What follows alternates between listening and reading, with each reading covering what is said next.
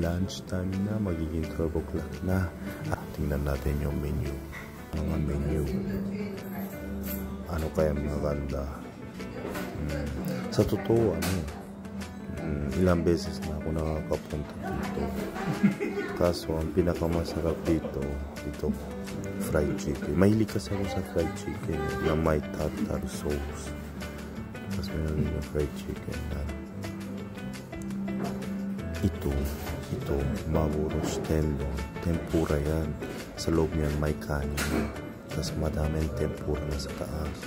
Hindi mo mauubos yung tempura sa sobrang dami. Medyo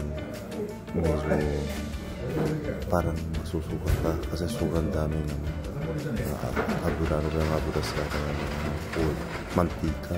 Sobrang dami mantika. Gusto ko sana pakita ko sa inyo kasi hindi ko makakain lahat yan kaya i-order ko ngayon ito. Masarap yan. Tapos 950 yen. Hindi pa kasali yung tax dyan. Subukan natin ito. Mukhang masarap. Tapos kung kasama na yung tax, may 1,045 yen. Yan. Order natin yan. Yan, nag-order na. Tapos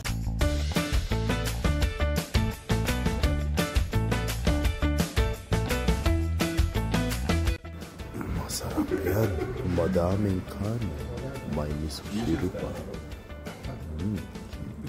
Madaming sauce. May spaghetti pa. Paano na yan? Matatapos na ang pagkain ko. Ay, matatapos na yung enjoy ko. Kunti na lang. Ay, tapos na. Nakain ko na lahat. Gotso sama deshita.